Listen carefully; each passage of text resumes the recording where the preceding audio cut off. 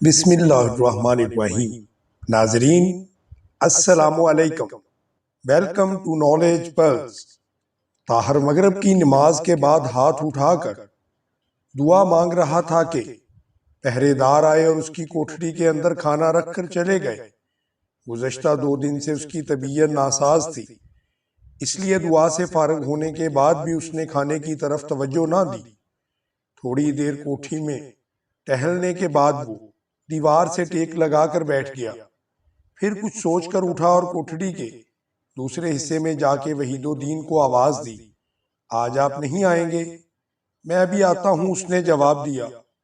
طاہر کچھ دیر اس کے انتظار میں ٹہلتا رہا، پھر عشاء کی نماز کے لیے کھڑا ہو گیا۔ وحید الدین نے اس کے کمرے میں داخل ہو کے سوال کیا، تمہاری طبیعت اب کیسی ہے؟ طاہر کی طرف سے کوئی جواب نہ پا کر اس نے قریب آ کر کہا، تم نماز پڑھ رہے ہو؟ وہ تھوڑی دیر اس کے قریب بیٹھا رہا، پھر اچانک بولا، تمہارے کمر سے پنیر کی بو آ رہی ہے۔ طاہر سنت کی رکعتیں پوری کرنے کے بعد اس کی طرف متوجہ ہوا تو اس نے پھر زور زور سے سونگھنے کی کوشش کی اور کہا، میں حیران ہوں، مجھے آج پنیر کی بو آ رہی ہے۔ طاہر نے جواب دیا، میری قوت شامہ تو آج کام نہیں کرتی، دروازے کے سامنے میرا کھانا پڑا ہے، اگر اس میں پنیر ہے تو آپ کھا سکتے ہیں۔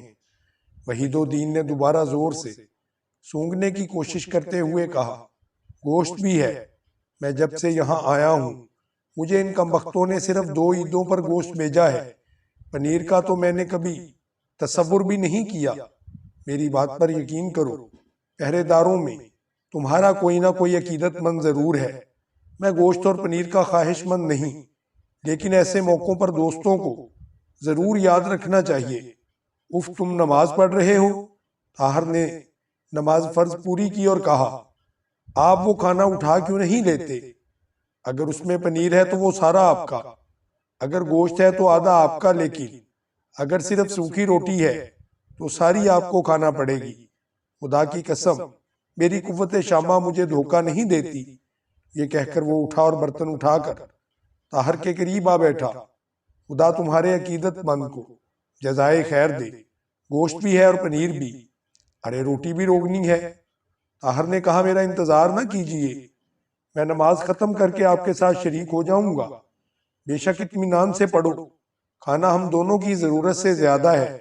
میں پنیر سے شروع کرتا ہوں، لیکن تمہارا حصہ رکھ لوں گا۔ وہ نوالا چباتے ہوئے اپنے آپ سے کہہ رہا تھا، یہ کسی فیاض آدمی کا کام ہے۔ خدا کی قسم، اگر میں رہا ہو کر وزیر اعظم بن جاؤں تو بغداد کے تمام فیاض آدمیوں کو قید خانے کے سپاہی بھرتی کر لوں اور یہ حکم دوں کہ بے گناہ قیدیوں کو دونوں وقت گوشت اور پنیر کھانے کو دیا جائے، نہیں بلکہ دودھ، شہد اور پھل بھی۔ میں سرکاری باغات کے تمام پھل قیدیوں کے لیے وقف کر دوں گا۔ طاہر نے نماز ختم کر کے دعا کے لیے ہاتھ اٹھائے تو وحید الدین کے جبڑوں کی آواز سے بہت ناگوار محسوس ہو رہی تھی۔ اچانک یہ چپا چپ کی آواز بند ہو گئی اور چند لمحات کے بعد طاہر کا ساتھی چلایا، طاہر طاہر، اس کھانے کو ہاتھ نہ لگانا، زہر زہر۔ طاہر نے دہشت زدہ ہو کر اس کی طرف دیکھا، وہ زمین پر تڑپ رہا تھا۔ میرے دوست، خدا حافظ۔ وحید الدین نے محسوس کیا کہ کوئی اپنی طاقتور ہاتھوں سے اس کا گلا گھونٹ رہا ہے۔ چند بار کروٹیں بدلنے کے بعد اس نے ہاتھوں کا سہارا لے کر سر اوپر اٹھایا اور پھر فرش پر پٹک دیا۔ طاہر نے اسے بازو سے سنبھال کر اس کا سر اپنی آغوش میں لے لیا۔ اچانک اس کے جسم کے تمام پٹھے تن گئے اور وہ آخری ہچکی لینے کے بعد ٹھنڈا ہو گیا۔ طاہر کی حالت اس شخص کی سی تھی جسے اچانک فالج نے آ دبایا ہو۔ وہ اپنی زندگی میں کبھی اس قدر خوفزدہ نہیں ہوا تھا۔ چند لمحات وہ وحید الدین کا سر اپنی گود میں بے حس و حرکت لیے بیٹھا رہا۔ آہستہ آہستہ اس کے دل کی دھڑکن واپس آنے لگی، خوف سے پتھرائی ہوئی آنکھیں گرد و پیش کا جائزہ لینے لگیں، ہاتھوں میں حرکت پیدا ہوئی۔ وہ وحید الدین کو ٹٹول رہا تھا، اسے بلا رہا تھا۔ یہ مر چکا ہے۔ اس کے دل نے آواز دی، نہیں تو مر چکا ہے، یہ کھانا تیرے لیے آیا تھا اور اب ایک خیال بجلی کی سی تیزی سے اس کے دماغ میں آیا۔ اس کی سانس تیز ہونے لگی، اس کا دل دھڑکنے لگا، اس کے کان سائیں سائیں کی آوازیں دینے لگے، اس کے ہاتھ پاؤں پھول گئے۔ دروازے سے باہر چند آدمیوں کے سیڑھی سے اترنے کی آہٹ سنائی دی، اور ایک آن میں ان کی تمام کھوئی ہوئی قوتیں واپس آ گئیں۔ اس نے وحید الدین کی لاش اٹھائی اور کوٹڑی کے دوسرے حصے میں جا کر سوراخ کے اندر دھکیل کر پتھر کی سلیں اوپر رکھ دی۔ پاؤں کی آہٹ قریب آ رہی تھی۔ کھانے کے برتنوں کے قریب پہنچ کر منہ کے بل لیٹ گیا۔ آدمی دروازے پر کھڑے تھوڑی دیر باتیں کرتے رہے، پھر کسی نے زور زور سے دروازہ کھٹکھٹایا اور تھوڑے وقفے کے بعد قفل میں چابی ڈالنے کی آہٹ سنائی دی۔ پھر دروازے کی زنجیر کے کھٹ سے گرنے کی آواز آئی۔ دروازے کی چڑچڑاہٹ سن کر طاہر نے آنکھیں بند کر لی اور دم ساندھ لیا۔ محلب، دروگہ اور ناظم شہر 5 سپاہیوں کے ساتھ اندر داخل ہوئے۔ ایک سپاہی کے ہاتھ میں مشعل تھی۔ طاہر کے جسم کو ٹھوکر مارنے کے بعد محلب نے کہا، دیکھا تم کہتے تھے کہ ذرا اور انتظار کر لے، اس زہر کا ایک قطرہ ہاتھی کو بھی مار دینے کے لیے کافی تھا۔ ذرا مشعل نیچے کرو، میں دیکھوں اس نے کیا کھایا ہے۔ سپاہی نے مشعل نیچے کی اور محلب نے کہا، دیکھا میں نے کہا تھا نا، یہ بدبو سب سے پہلے پنیر سے شروع ہوگا، لیکن یہ آدھے سے زیادہ چٹ کر گیا۔ معلوم ہوتا ہے کہ چبائے بغیر ہی نگل گیا، ورنہ اس کا ایک ہی لقمہ کافی تھا۔ یہ باقی پنیر اٹھا لو، کل وحید الدین کی دعوت ہوگی۔ آؤ، میرا یہاں دم گھٹتا ہے، اب اسے سنبھالنا سپاہیوں کا کام ہے۔ دیکھو لاش کے ساتھ پتھر ضرور باندھ لینا، لیکن وہ اتنا بھاری نہ ہو کہ وہیں ڈوب جائے اور کل ماہی گیر اسے دکھاتے پھرے۔ پتھر صرف اتنا ہو کہ لاش پانی کی سطح سے ظاہر نہ ہو، لیکن بہتی ضرور ہے۔ داروغہ نے کہا، آپ بالکل فکر نہ کریں، یہ اس قسم کی 20 لاشیں ٹھکانے لگا چکے ہیں، یہ میرے خاص آدمی ہیں۔ محلب نے سونے کے چند سکے نکال کر سپاہیوں میں بانٹتے ہوئے کہا، یہ تمہارا انعام ہے۔ محلب، ناظم اور داروغہ چلے گئے۔ سپاہیوں نے طاہر کو گھسیٹ کر باہر نکالا اور کندھوں پر لاد کر چل دیے۔ دریا کے کنارے پہنچ کر انہوں نے اسے کشتی میں پھینک دیا۔ طاہر کی کمر میں سخت چوٹ آئی، لیکن اس کے منہ سے کوئی آواز نہ نکلی۔ 3 سپاہی واپس چلے گئے اور 2 سپاہی کشتی کو پانی میں دھکیل کر اس پر سوار ہو گئے۔ ایک سپاہی نے کہا، تم اس کی کمر کے ساتھ پتھر باندھو اور چپو میں سنبھالتا ہوں۔ تم سب برے کام مجھ سے کرواتے ہو، اب اس کے ساتھ اور برائی کیا ہو سکتی ہے؟ آج تم یہ کام کرو، کل میں کروں گا۔ کل بھی 2 اشرفیاں مل جائیں گی۔ خدا کرے وزیر خارجہ چند اور آدمیوں پر بھی اپنی زہر کی آزمائش کرے، لیکن دوست، اس کام سے وزیر، ناظم اور داروغہ نے جو کچھ حاصل کیا ہوگا اس کا 1000واں حصہ بھی ہمیں نہیں ملا۔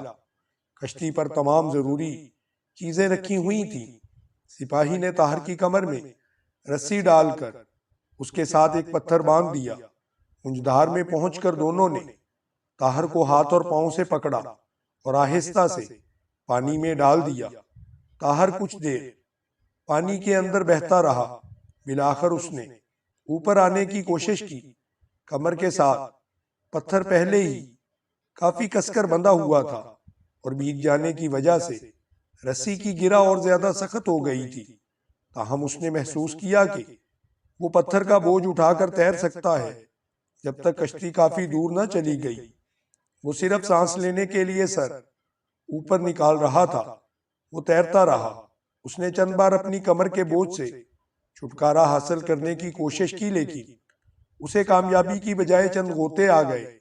کپڑوں میں پانی رچ جانے کے باعث اس نے محسوس کیا کہ اتنا بوجھ لے کر کنارے تک پہنچنا آسان نہیں ہوگا۔ اس کا رخ دوسرے کنارے کی طرف تھا، لیکن تیز رفتار اور سرد پانی اسے کنارے کی طرف 1 گز بڑھنے کے بدلے کئی گز بہا کے ساتھ نیچے جانا پڑتا۔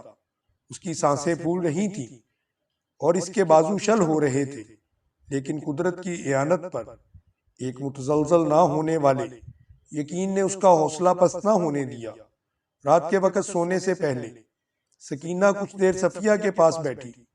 ادھر ادھر کی باتیں کرتی رہی۔ صفیہ بے توجہی سے کبھی کبھی کسی بات کا جواب دیتی اور پھر خاموش ہو جاتی۔ جاؤ سکینہ سو جاؤ، صفیہ یہ کہتی ہوئی بستر پر لیٹ گئی۔ سکینہ اٹھ کھڑی ہوئی اور آہستہ آہستہ برابر والے کمرے کی طرف بڑھی۔ دروازے کا پردہ اٹھایا لیکن کچھ سوچ کر صفیہ کی طرف دیکھنے لگی۔ صفیہ نے جھجکتے ہوئے کہا، میں تمہیں ایک چیز دکھانا چاہتی ہوں۔ وہ کیا؟ ابھی لاتی ہوں۔ سکینہ اپنے کمرے سے چاندی کا ایک چھوٹا سا ڈبہ اٹھا لائی اور کچھ کھسکا کر صفیہ کے بستر کے قریب بیٹھ گئی۔ بھلا اس میں کیا ہے؟ سکینہ نے معصومیت سے پوچھا۔ مجھے کیا معلوم، دیکھو تو صحیح۔ سکینہ نے ڈبہ کھول کر اس کی آنکھوں کے سامنے کر دیا۔ صفیہ نے بے پرواہی سے گردن اوپر اٹھائی اور ایک نظر ڈالنے کے بعد پھر اپنا سر تکیے پر رکھ دیا۔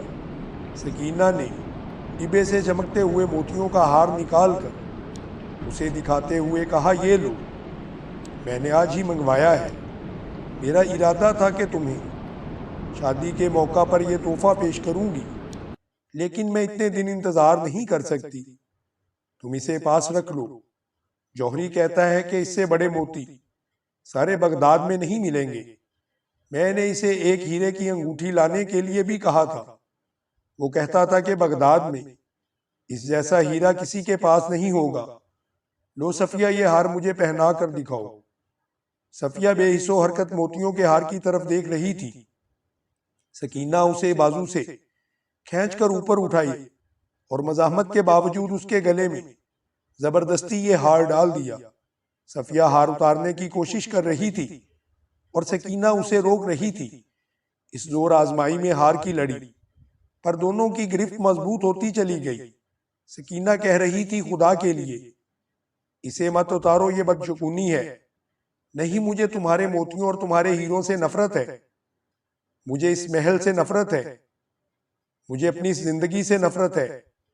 سکینہ، مجھے تنگ نہ کرو۔ اس کشمکش میں ہار ٹوٹ گیا۔ کچھ موتی بستر پر اور کچھ فرش پر بکھر گئے۔ سکینہ نے آبدیدہ ہو کر کہا، تم بہت ہی ظالم ہو۔ صفیہ نے قدرے نرم ہو کر کہا، سکینہ مجھے معاف کر دو۔ میں صبح ان موتیوں کو اپنے ہاتھوں سے پرو کر پہن لوں گی، لیکن صرف تمہارے لیے، کسی اور کے لیے نہیں۔ لیکن تم نے قاسم کے ساتھ شادی کا وعدہ نہیں کیا۔ تم نے کھانا کھاتے وقت امی جان کے سامنے رضامندی کا اظہار نہیں کیا۔ میں جانتی ہوں تم صرف مجھے رلانا چاہتی ہو۔ سکینہ، میرا مطلب یہ تھا کہ اگر میں زندہ رہی تو قاسم کے ساتھ شادی کر لوں گی۔ پگلی لوگ جیسے مر کر شادی کیا کرتے ہیں۔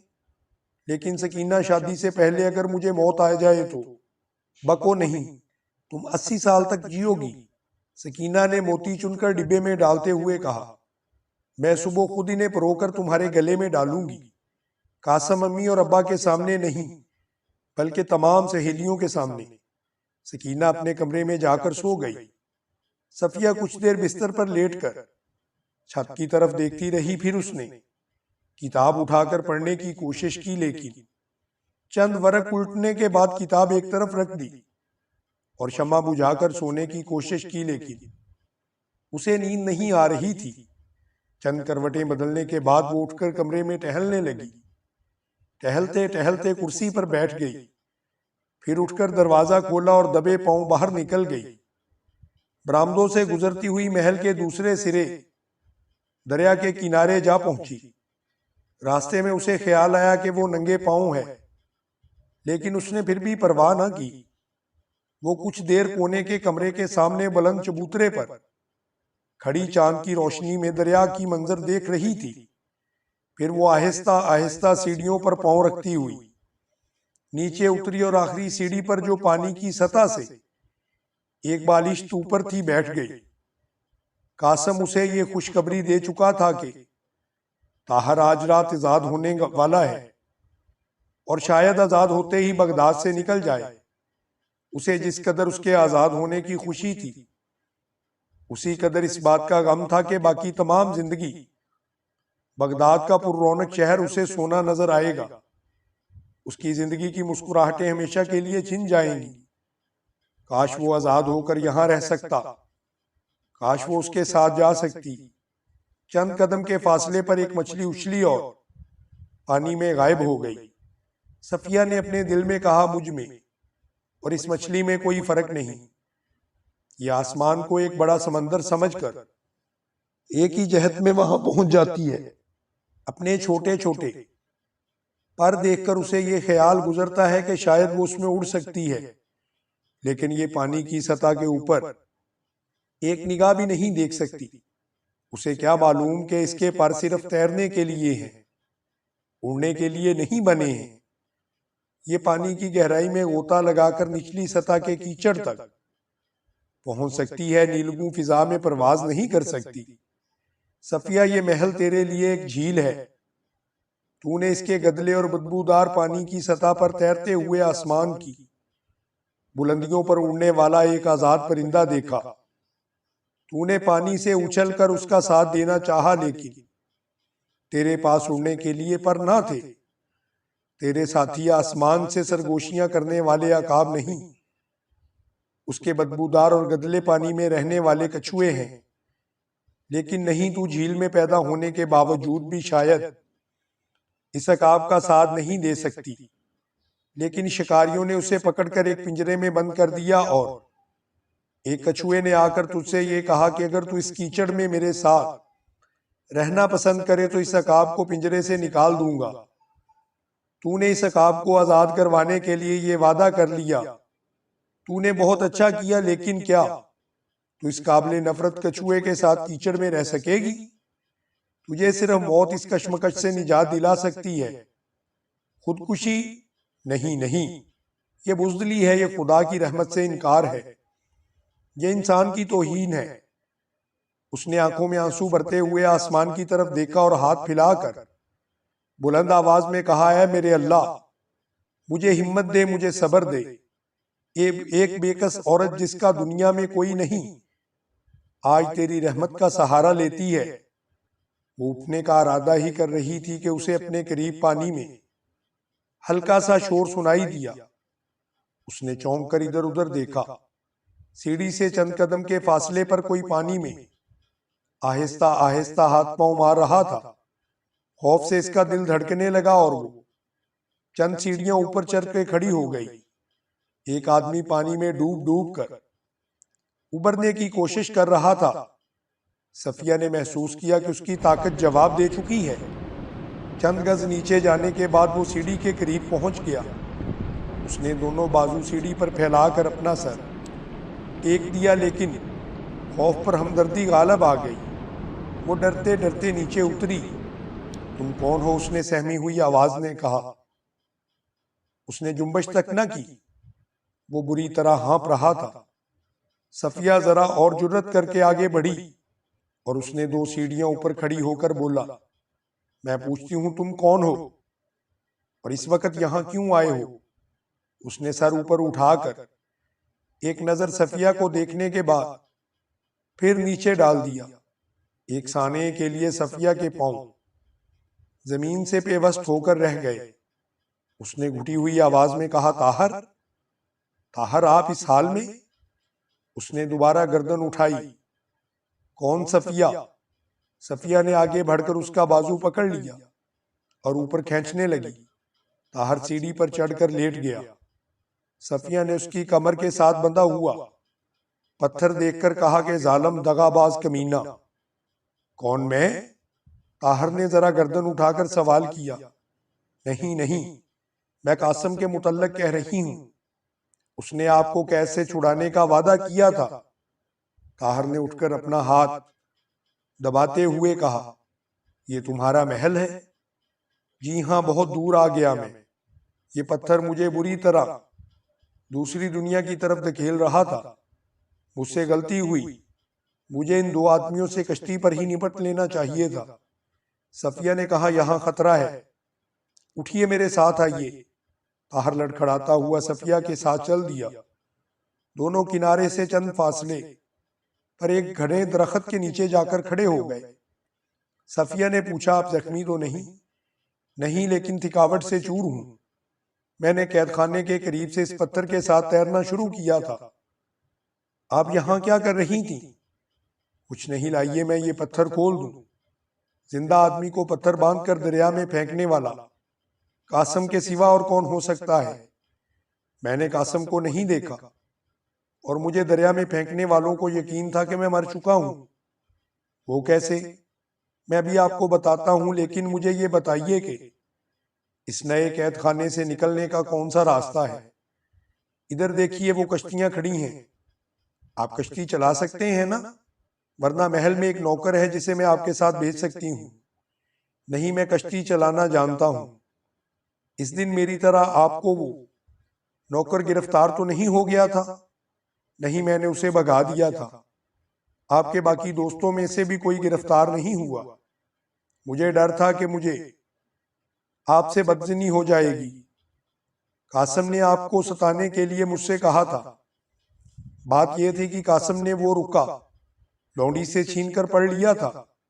طاہر نے کہا آپ کو صفائی پیش کرنے کی بالکل بھی ضرورت نہیں، میں قاسم کو اچھی طرح جانتا ہوں اور آپ کی تسلی کے لیے یہ کہہ دینا کافی سمجھتا ہوں کہ میں آپ کو بغداد کی تمام خواتین سے زیادہ قابل احترام سمجھتا ہوں۔ آپ کسی سے اس ملاقات کا ذکر نہ کریں۔ میرے دشمن آج سے یہ سمجھیں کہ میں مر چکا ہوں۔ ممکن ہے کہ مجھے پھر بغداد آنا پڑے۔ مجھے قید خانے میں انہوں نے زہر دے کر ہلاک کرنے کی کوشش کی تھی، لیکن میری بجائے وہ کھانا ایک اور شخص نے کھا لیا۔ وہ میرے ساتھ والی کوٹھڑی میں بند تھا۔ ہم تنگ سرنگ کے ذریعے ایک دوسرے کے پاس آ جا سکتے تھے۔ رات کے وقت وہ میرے کمرے میں آیا، میرا کھانا پڑا ہوا تھا، اس نے زہر آلود پنیر کھا لیا اور وہیں پر مر گیا۔ میں اسے سرنگ میں دھکیل کر اوپر سلے رکھ آیا ہوں۔ اس کے بعد میں دم ساد کر لیٹ گیا۔ انہوں نے مجھے مردہ سمجھ کر دریا میں پھینک دیا۔ مجھے زہر دینے کی سازش میں شہر کا ناظم، قید خانے کا دروغہ اور محلب بن داؤد شریک تھے۔ قاسم کے متعلق مجھے علم نہیں۔ ایسی ناپاک سازش قاسم کے بغیر مکمل نہیں ہو سکتی۔ شام سے تھوڑی دیر بعد اس نے باہر جاتے ہوئے مجھے بتایا تھا کہ محلب اور ناظم شہر اس کے ساتھ آپ کو آزاد کرنے کا وعدہ کر چکے ہیں اور وہ ابھی تک شاید واپس نہیں آیا۔ طاہر نے کہا قاسم کا اس سازش میں شریک ہونا میں بعید از قیاس نہیں سمجھتا۔ اب آپ کے ذمہ ایک کام ہے، وہ یہ کہ آپ اپنے چچا کو ان حالات سے باخبر کر دیں۔ آپ کا مطلب ہے کہ میں انہیں آپ کے متعلق بتا دوں؟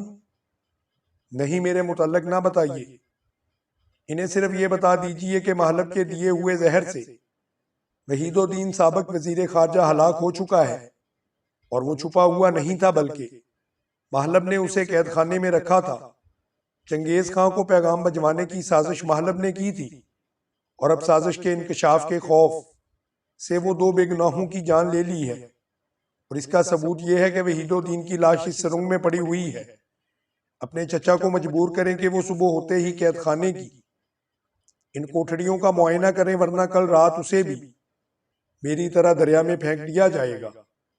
تمہارے چچا ان باتوں پر اعتبار کرنے سے پہلے تم سے یہ پوچھیں گے کہ تمہیں ان واقعات کا علم کیسے ہوا۔ تم اس کا یہ جواب دے سکتی ہو کہ قید خانے کے ایک سپاہی نے یہ واقعات کسی دوست کو بتائے ہیں، اور اس نے تمہاری نوکر سعید کو آدھی رات کے وقت تمہارے پاس بھیجا تھا۔ مجھے یقین ہے کہ وہ ان واقعات کی چھان بین کرنے کی بجائے فوراً قید خانے کی طرح متوجہ ہوں گے۔ صفیہ نے کہا میں اس کا بندوبست کر لوں گی۔ میں علی صبح گھوڑے پر سوار ہو کر میدان جاؤں گی اور وہاں سے فوراً واپسی آ کر چچا کو یہ سب کچھ بتا دوں گی۔ اگر وہ پوچھیں گے تو میں کہوں گی کہ میدان میں مجھے ایک اجنبی نے یہ تمام پیغامات دیے اور مجھ سے درخواست کی کہ فوراً آپ کو باخبر کر دوں۔ اس کے بعد مجھے یقین ہے کہ خلیفہ کی حمایت کے باوجود محلب کے بغداد میں رہنا ناممکن ہو جائے گا۔ آپ اپنے چچا کو مشورہ دیں کہ وہ دروغہ یا ناظم کو دھمکی دیں۔ مجھے یقین ہے کہ وہ اصلی مجرم کو ظاہر کرنے پر مجبور ہو جائیں گے، لیکن اس سے پیشتر وہ وحید الدین کی لاش ضرور برآمد کرا لیں۔ میں اب جاتا ہوں، شاید کل رات میں ترکستان روانہ ہو جاؤں۔ آپ نے وہاں کی کوئی خبر سنی ہے؟ ہاں، بہت بری خبریں ہیں۔ تاتاری بخارا اور سمرقند کے شمال کے کئی اور شہر فتح کر چکے ہیں، اور اب ان کی افواج جنوب اور مشرق کے شہروں کی طرف بڑھ رہی ہیں۔ بلخ کے متعلق کوئی خبر سنی؟ بلخ پر حملہ ہونے والا ہے۔ بہت اچھا، میں جاتا ہوں۔ صفیہ نے اس کا راستہ روکتے ہوئے کہا، میں ایک بار ٹھکرائی ہوئی درخواست دوبارہ دہرانا چاہتی ہوں، لیکن جیتے جی انسان کے ہاتھ امید کے دامن سے جدا نہیں ہوتے۔ میں یہاں نہیں رہنا چاہتی، مجھے یہاں سے لے چلیے۔ اگر اپنے ساتھ نہیں تو مجھے مدینے بھیج دے، میں وہاں آپ کا انتظار کروں گی۔ نہیں نہیں، یہ موضوع نہ چھیڑو۔ لیکن کیوں آپ مجھے اس قدر قابل نفرت کیوں سمجھتے ہیں؟ میں آپ کو قابل نفرت نہیں سمجھتا، بلکہ اس بات سے ڈرتا ہوں کہ اپنی نظروں میں قابل نفرت نہ بن جاؤں۔ صفیہ کچھ کہنا چاہتی تھی، لیکن دو پہرے دار باتیں کرتے ہوئے برآمدے سے نکلے اور چبوترے پر کھڑے ہو گئے۔ ایک کہہ رہا تھا قاسم رات ہوتے ہی کشتی پر دوسرے کنارے گیا تھا، ابھی تک نہیں لوٹا۔ دوسرے نے کہا، بھائی شادی کی تیاریاں ہو رہی ہیں، وہ کسی جوہری کی دکان لوٹنے گیا ہوگا۔ کس کی شادی؟ ارے قاسم کی، کس کے ساتھ؟ یہ ہمارے استبل کی، سائیں بھی جانتے ہیں، صفیہ کے ساتھ۔ بالکل بکواس۔ صفیہ کے متعلق تو اس محل کے چمگادڑ بھی یہ جانتے ہیں کہ اسے قاسم کے ساتھ پیدائش سے نفرت چلی آ رہی ہے۔ لگاؤ شرط۔ تم پہلے میرے ساتھ کئی شرطیں ہار چکے ہو۔ پہلے پچھلی شرط کے 4 دینار مجھے دے دو، پھر نئی شرط لگاؤں گا، وہ میں تمہیں صبح ہوتے ہی دے دوں گا، لیکن مزہ جب ہے تم میرے ساتھ 20 دینار کی شرط لگاؤ۔ منظور ہے، لیکن ایسے نہیں، چلو۔ صادق کے سامنے دونوں قسم کھاتے ہیں۔ چلو۔ سپاہی چل دیے اور طاہر نے آہستہ سے پوچھا، کیا یہ درست ہے؟ ہاں، قاسم نے آپ کو اس شرط پر قید سے آزاد کرانے کا ذمہ لیا تھا کہ میں اس کے ساتھ شادی کرنے کا وعدہ کروں، اور مجھے آپ کے لیے یہ وعدہ کرنا پڑا۔ اب اس انکشاف کے بعد اس وعدے سے آزاد ہوں میں، لیکن اگر اس کے باوجود آپ یہ سمجھتے ہیں کہ میری وجہ سے آپ اپنی نظروں میں قابل نفرت بن جائیں گے تو مجھے حکم دیجئے، میں اس دنیا میں ذلت کا کوئی ایسا گڑھا نہیں جس میں آپ کے حکم سن کر آنکھیں بند نہ کر لوں۔ میں کود جانے کے لیے تیار ہو جاؤں گی۔ اس محل میں رہتے ہوئے میرے لیے صرف 2 ہی راستے ہیں، قاسم کے ساتھ شادی کر لوں یا اس دریا میں ڈوب جاؤں۔ اگر میری یہ قربانی عالم اسلام کے لیے بے کس بہنوں کو کوئی فائدہ پہنچا سکتی تو میں اس کے لیے تیار ہوں، لیکن خدا میرا گواہ ہے کہ میں صرف آپ کو چاہتی ہوں، اور جب تک زندہ ہوں آپ کو چاہتی رہوں گی۔ اگر یہ ایک جرم ہے تو میں مجرم ہوں۔ اگر اس جرم کی سزا موت ہے تو خدا کے لیے اپنے ہاتھوں سے میرا گلا گھونٹ دیجئے، مجھے اس پتھر کے ساتھ بند کر دریا میں ڈال دیجئے، میں آپ کو اپنا قاضی بناتی ہوں، آپ سے اپنے متعلق فتویٰ پوچھتی ہوں۔ اگر اس کیچڑ میں پلنے والے کیڑوں کی بجائے اپنی محبت کے لیے ایک انسان کی تلاش کرنے میں کوئی جرم ہے تو بتائیے میری سزا کیا ہے؟ آپ کہتے تھے کہ ترکستان کے میدان خطرناک ہے، لیکن کاش آپ کو یہ معلوم ہوتا کہ عورت جسے چاہتی اس کے ساتھ تیروں کی بارش میں بھی خوش رہ سکتی ہے، لیکن اس کے بغیر اسے سونے کے محل میں بھی قید خانہ ہی نظر آتا ہے۔ وہ رو رہی تھی۔ طاہر یہ محسوس کر رہا تھا کہ دنیا کے تمام عناصر کی قوت تذکیر سمٹ کر اس لڑکی کے وجود میں آ گئی ہے۔ اس نے پہلی بار اس حسین چہرے کی طرف غور سے دیکھا جس میں ہزاروں بجلیاں تڑپ رہی تھیں۔ طاہر ضبط نہ کر سکا۔ صفیہ، کاش مجھے پہلے معلوم ہوتا۔ مجرم تم نہیں، میں ہوں۔ قرا کرم جانے سے پہلے مجھے معلوم نہ ہوتا کہ تم مجھے اس حد تک قابل توجہ سمجھتی ہو، لیکن اس سفر طاہر یہاں تک کہہ کے خاموش ہو گیا۔ صفیہ جیسے گہرے پانی میں غوطہ لگا کر سانس لے رہی ہو۔ طاہر کے منہ سے نام سن کر وہ پھر امید کا چھوٹا سا دامن پکڑ رہی تھی۔ بتائیے اس سفر میں کیا ہوا؟ بتائیے، میں ایک لڑکی سے شادی کا وعدہ کر چکا ہوں۔ طاہر کا خیال تھا کہ یہ الفاظ سننے کے بعد وہ اس پر حقارت کی ایک نگاہ ڈالنے کے بعد بھاگ جائے گی، لیکن اسے جنبش تک نہ ہوئی۔ نفرت اور حقارت کی بجائے اس کے ہونٹوں پر ایک دل فریب مسکراہٹ تھی۔ تلخ ہونے کی بجائے اس نے میٹھی اور دلکش آواز میں کہا، تم مجھ سے نفرت نہیں کرتے؟ میں تم سے نفرت کیسے کر سکتا ہوں؟ کیا ہوا؟ ہاں، یقیناً مجھ سے کہیں زیادہ وہ خوبصورت ہوگی۔ نہیں، مجھے یہ نہیں معلوم۔ اگر آپ اس کے ساتھ شادی کا وعدہ نہ کر چکے ہوتے تو کیا پھر بھی میری التجائیں ٹھکرا دیتے؟ مجھے ساتھ لے جانے سے انکار کر دیتے؟ ہاں، موجودہ حالات میں فرض مجھے انکار پر مجبور کرتا ہے۔ میں میدان میں تمہاری حفاظت کرنے کی بجائے اس شہر اور ملک کی چار دیواری پر پہرے دینا زیادہ آسان سمجھتا ہوں۔ اس کا نام کیا ہے؟ سریا۔ کہاں ہے وہ؟ بلخ میں۔ اگر اسے یہ معلوم ہو جائے کہ اس طرح بغداد میں بھی اس کی ایک بہن آپ کو چاہتی ہے تو کیا وہ اسے اپنی حق تلفی سمجھے گی؟ نہیں، وہ حسد سے بہت بلند ہے۔ ایک عورت دوسری عورت کی مجبوریاں سمجھ سکتی ہے۔ آپ اس کے ساتھ شادی کر لیں۔ میں اس امید پر زندہ ہوں کہ کسی دن اس سے رحم کی بھیک مانگ کر آپ کے پاس پہنچ جاؤں گی اور ہم دونوں آپ کے لیے دامن کشادہ پائیں گی۔ میں اس کی لونڈی بن کر گزارا کر لوں گی۔ میں صرف یہ جاننا چاہتی ہوں کہ آپ مجھ سے نفرت تو نہیں کرتے۔ یہ میرے لیے بہت بڑا انعام ہے، بہت بڑا سہارا ہے۔ اس مضبوط چٹان پر کھڑی ہو کر ساری دنیا کے ساتھ لڑ سکتی ہوں۔ میں اب چچا چچی اور قاسم کو جواب دے سکتی ہوں۔ مجھے کسی کا خوف نہیں۔ طاہر نے کہا، صفیہ، میں وعدہ کرتا ہوں کہ ترکستان سے فارغ ہوتے ہی یہاں آؤں گا۔ اس وقت تک میرے متعلق شاید تمہارے چچا کی رائے بھی بدل گئی ہو اور میں اس بہت بڑے انعام کے لیے دامن پھیلا سکوں۔ میں تمہیں یقین دلاتا ہوں کہ میری محبت کے آسمان پر ہر وقت دو ستارے جگمگاتے رہیں گے۔ میری نگاہوں میں تمہارا اور سریا کا ایک ہی درجہ ہوگا۔